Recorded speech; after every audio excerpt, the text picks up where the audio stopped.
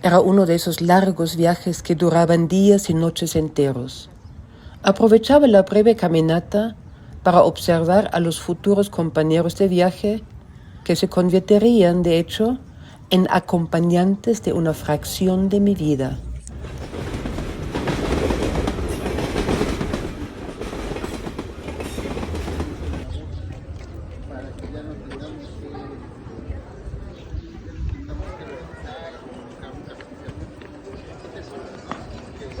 La gente se repartía en pequeños grupos sobre el andén, aquellos despidiéndose, estos buscando provisiones en las tienditas, algunas abiertas las 24 horas, otras solo cuando se anunciaba la llegada o la inminente salida de un tren. Increíble cómo marcaba el tren la vida de los habitantes de aquella remota región. Los pitidos que anunciaban la llegada de un tren tenían el poder de convocatoria más potente jamás visto por mí. Cual imán sacaba a las personas de sus escondites y las congregaba en un alegre desfile en las plataformas de la estación. El tren implicaba movimiento, cambio, esperanza, comercio, ingreso, esparcimiento, diversión. Tal era el significado para los lugareños. Para los que se iban, era puente de contacto, medio de transporte, oportunidad de trabar nuevas amistades, cambio. Los ojos siguen las vías del tren que se pierden en la lejanía. 2 hileras plateadas brillando bajo el sol, con la promesa de lo esperado, de lo incógnito, lugar de añoranza, de nostalgia. Muy de vez en cuando se paraba el tren.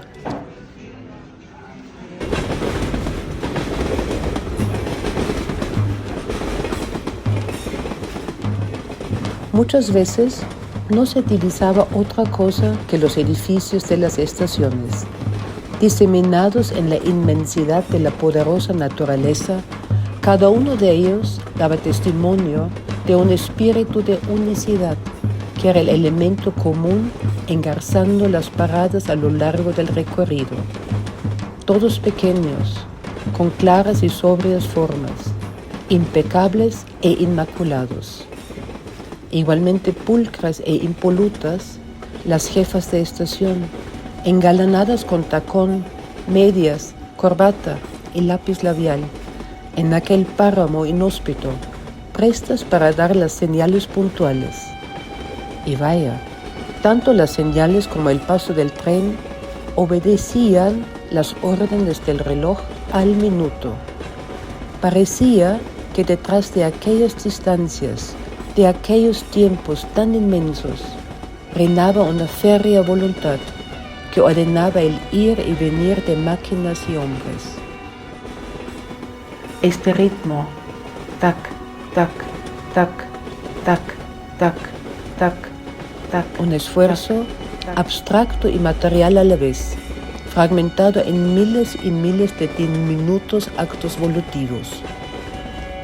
Detrás de la estación, una veredita, un sendero que llevaba a la población, aldeas minúsculas, de calles de tierra no pavimentadas, rectangulares y bordeados por casas de madera, de 2 techos y de un solo piso.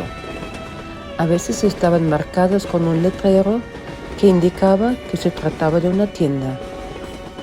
Había que franquear un pequeño espacio a modo de vestíbulo que servía como amortiguamiento del inclemente frío invernal.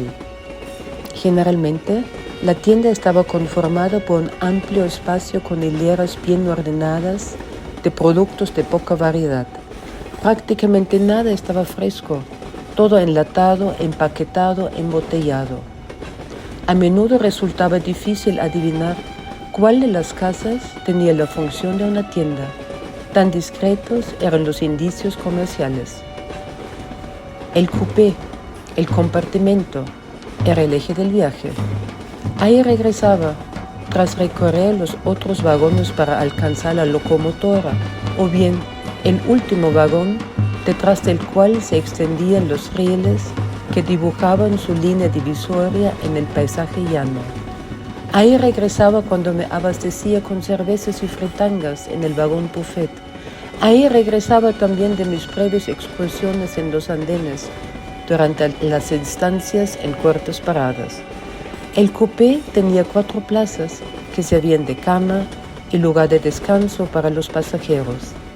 En medio de los bancos inferiores se hallaba una pequeña mesa plegable que, conforme a las reglas y códigos de conducta prevalecientes en el ferrocarril, siempre había de servir a los 4 ocupantes del coupé.